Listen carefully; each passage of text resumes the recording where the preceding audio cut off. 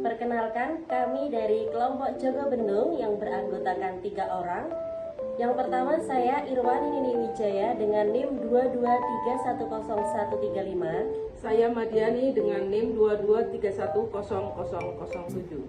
Saya Abdul Nafiah dengan NIM 223100065. Di sini kami akan mempresentasikan tentang langkah-langkah membuat kajian mustaka dan peran AI dalam mendukung proses literatur review. Berikut kami tampilkan hasil kelompok kami. Apa literatur review itu? Literatur review yaitu proses sistematik untuk meninjau, mengevaluasi, dan mensintesis literatur yang relevan dengan topik penelitian tertentu. Tujuan dari proses literatur review yaitu yang pertama, memahami status pengetahuan yang telah ada. Yang kedua, mengidentifikasi kesenjangan penelitian. Yang ketiga, ada menilai metode-metode yang digunakan dalam penelitian sebelumnya. Dan yang keempat, yaitu ada menyusun dasar teoritis yang kokoh untuk penelitian yang baru. Bagaimana membuat literatur review? 6 tips bagaimana membuat literatur review. Tips yang pertama, sebelum membuat artikel penelitian, kita harus sudah mengumpulkan banyak artikel. Sehingga kita identifikasi mencari artikel-artikel yang tepat untuk dimasukkan ke bagian literatur review dari artikel kita. Tentunya ada artikel yang harus kita ambil. Nah, kita harus punya judgement apa yang menyebabkan kita mengutip artikel tersebut atau artikel milik orang lain. Tentunya kita harus mencari artikel yang relevan, artikel yang up to date, dan juga mendukung topik dari penelitian kita. Kemudian yang kedua, kita organis dan kita manage literatur yang akan digunakan. Kita cari hal-hal yang sama dengan hipotesis kita atau rumusan masalah kita, atau yang kontra apabila kita cari artikel yang hubungannya berbeda. Kesimpulannya berbeda dengan teori atau pada umumnya. Kita cari artikel-artikel lalu bagiannya kita organis. Misalnya, yang hubungannya positif atau negatif, signifikan atau tidak signifikan, yang itu sesuai dengan variabel yang kita gunakan. Yang ketiga, kita analisis dari artikel-artikel yang sudah kita kumpulkan untuk nanti kita tulis di bagian literatur review.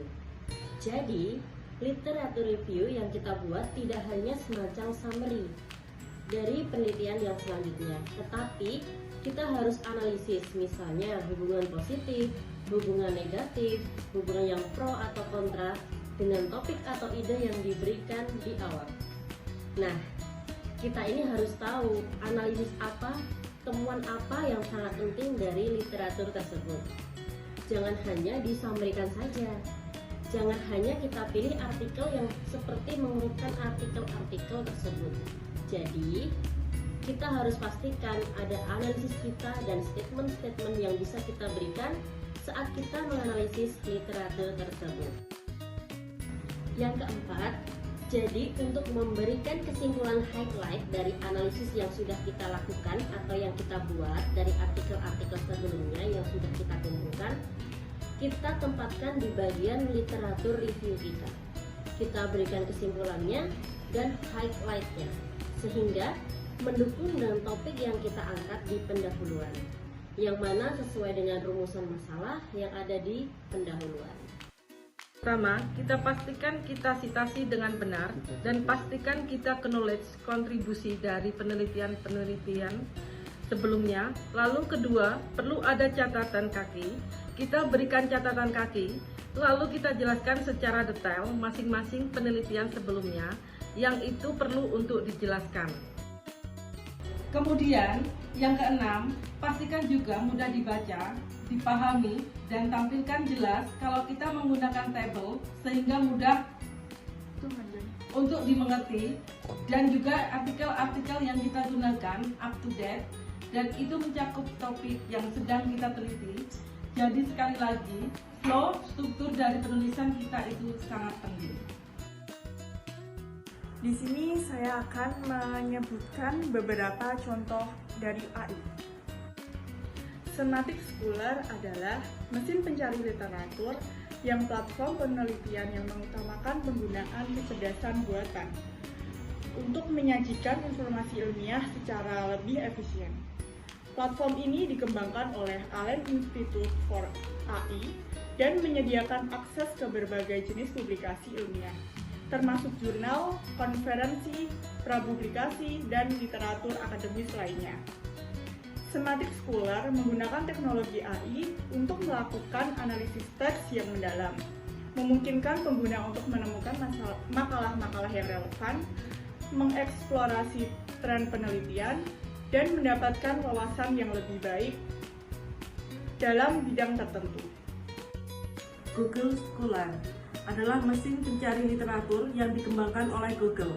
Platform ini memungkinkan pengguna untuk mencari dan mengakses berbagai jenis literatur ilmiah seperti jurnal, artikel, buku, tesis, abstrak, dan makalah konferensi dari berbagai disiplin ilmu. Google Scholar menyediakan akses ke sumber-sumber ilmiah yang diverifikasi dan diindeks secara luas, membuatnya menjadi sumber informasi yang penting bagi para peneliti, akademi, dan mahasiswa untuk menjelajahi dan mengakses literatur terkini dalam bidang-bidang mereka.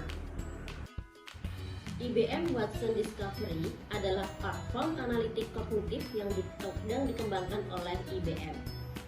Platform ini dirancang untuk membantu organisasi dalam mengekstrak wawasan yang berharga dari berbagai sumber data yang tidak terstruktur, termasuk dokumen teks, gambar, audio, dan video.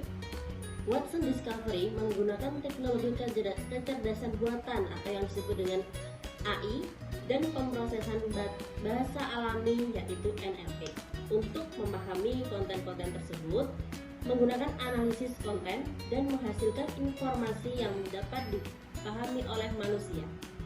IBM Watson Discovery dapat digunakan dalam berbagai konteks seperti analisis data, manajemen informasi, pemahaman pelanggan, pengambilan keputusan bisnis berdasarkan informasi yang dapat dalam data tak terstruktur.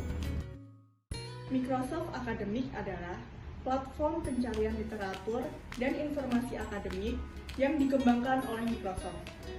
Platform ini menyediakan akses ke berbagai jenis publikasi ilmiah termasuk jurnal, konferensi, artikel, dan tesis dari berbagai disiplin ilmu.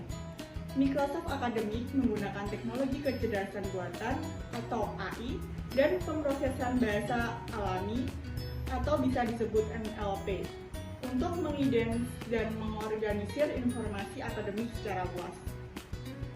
Microsoft Academic merupakan sumber informasi yang penting bagi peneliti, akademis, dan mahasiswa untuk menjelajahi literatur ilmiah, mengikuti perkembangan penelitian, dan mendapatkan wawasan dalam bidang-bidang tertentu.